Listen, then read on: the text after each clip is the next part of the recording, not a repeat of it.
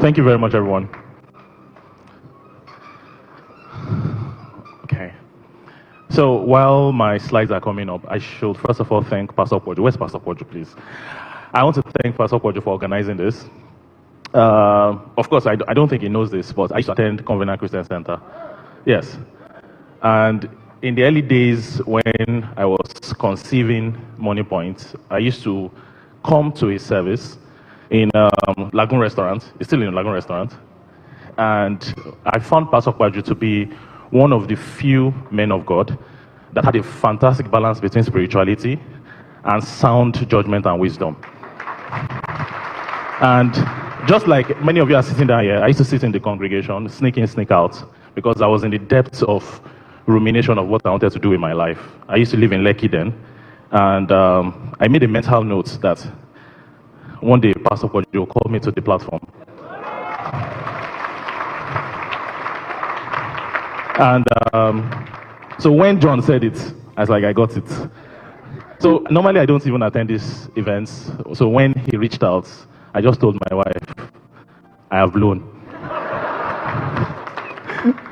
So thank you very much, Mr. Pastor Poju. You're a blessing to the generation. I would say many of your teachings those days formed many of the business mentalities I have today on how to run a big organization like Moniepoint has transformed.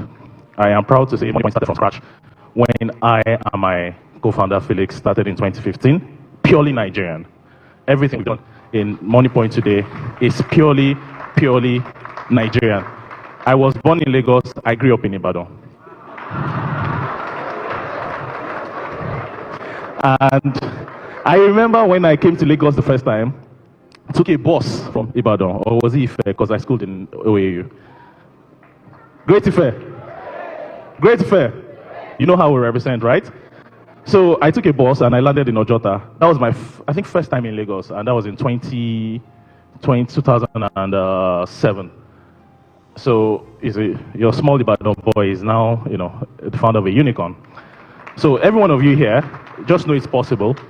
I would tell you some of the teachings that I have learned along the way. Many of them I'm hoping maybe it's not too advanced. I'm hoping that it's not too theoretical. I'm hoping you note them down and just use the fundamental model of how you run an organization and how you create something big. But my Lagos story is when I landed in Lagos and I saw the chaos in Lagos. Imagine all those bound down for buses. If you have lived in Ibadan before, raise up your hand. Now, coming from Ibadan to where everything is calm, cool, you take a bus, they wait for you, you slowly walk with them, to one in which if you don't get that now, they will just drive off and you fall. I knew in this life, I had to make it as I'm coming to Lagos.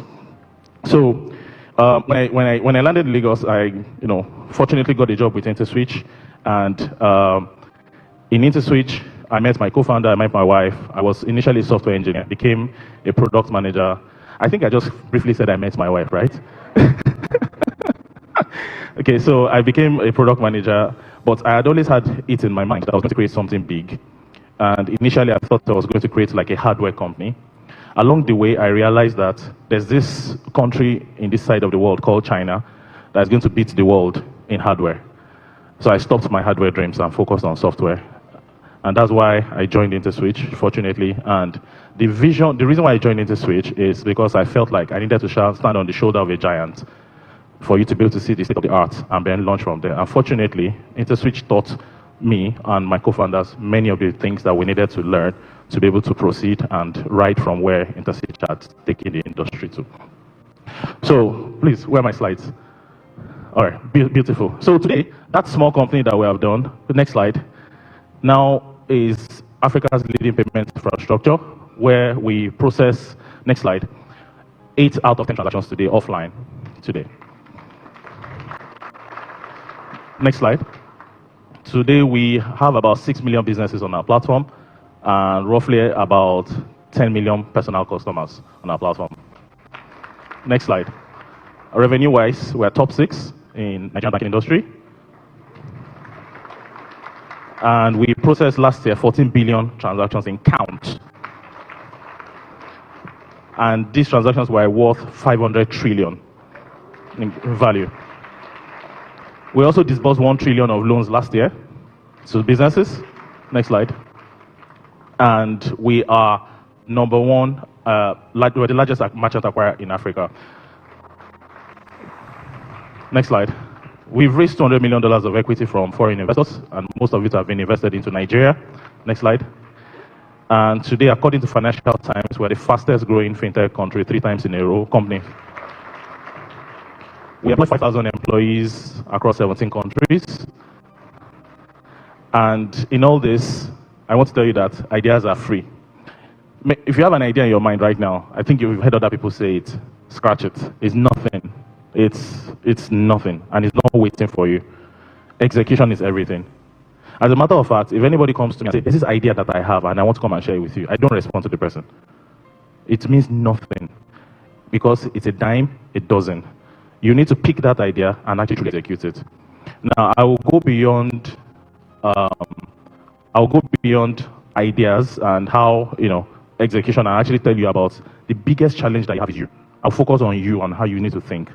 Generally, because the biggest problem of an entrepreneur is yourself. When you conquer yourself, you conquer the world. The biggest battle are internal battles that you have. As an entrepreneur, one of the biggest challenges that you have is anxiety. Even as you're not yet an entrepreneur, that you're just starting, you realize that the biggest challenges that you generally have is being able to keep a calm mind all the time to be able to get to where you want to get to. So you figuring out yourself requires you to have a mental model that is shaped by reality, that is shaped by the Word of God, and that is also shaped by what works. So, as an entrepreneur, one of the first things that you need to make sure that you have, next slide, are your goals. Next slide. You need to ensure that you get these 7 things I'm about to tell you right. If you get these 7 things right, you would have formed a mental model in your mind that can allow you to be able to take everything that comes your way. Next slide. The first thing is goals. A lot of you have things that you want to do, but if those things cannot become numbers that are written down, it's nothing, honestly. It's just vibes, and you forget about it. You've heard different testimonies people have had that they had something and they wrote it down somewhere, and they wrote it somewhere and they put it there. And I remember in the founding days of Moniepoint, that number for me was $100 million. When I was recruiting many of my early founders, the pitch I was giving to all of them was, please come and work for Moniepoint. And if you work for Moniepoint, I'll give you 1% of Moniepoint. And 1% of Moniepoint will be worth $1 million. That's the number I had. And I wasn't working extra hard because I was going to make myself rich. I was working extra hard because I felt like I had an obligation to all the people that have asked to join me. Many of these people were first-class students from Unilag, IFE, had other career opportunities. Some of them had the ability to travel out there. And here was I, one young boy. I was in my early 30s. Good job, you're in your 33. So I was in 29, and I was actually asking that you come and join me and come and work on my point. And you had the opportunity of working for superior companies at that time. And I knew that the best people had multiple opportunities.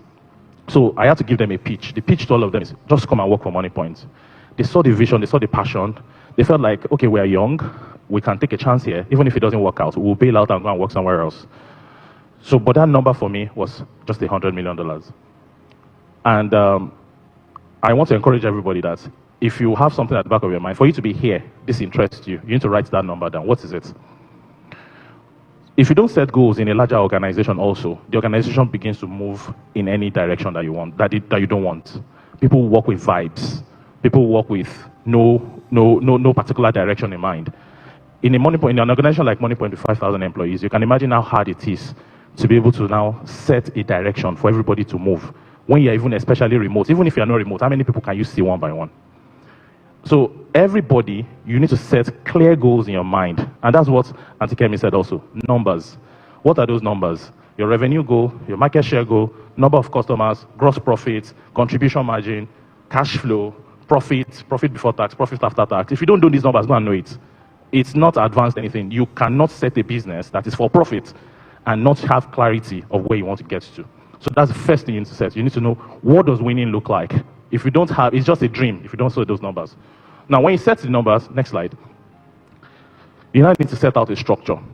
You see, one of the reasons why Moniepoint blew when we blew, as we blew, is a structure that we created. Is the structure that we created in distributing our products. We created a structure in which, just the same way elections are won. Who knows how elections are won? Numbers, right? Elections are won on which level? What's the lowest level? Ward. Ward level. What happens? Ward aggregates out to what level? Local government. Local government to state to, and then national. If you want to win an election, you essentially make sure that you win at each of different ward levels. So we decided that if we're going to spread across the whole of Nigeria, we need to make sure that we win at each ward level. And we created a structure that allowed us to be able to distribute our products from the ward level all the way down to the national level.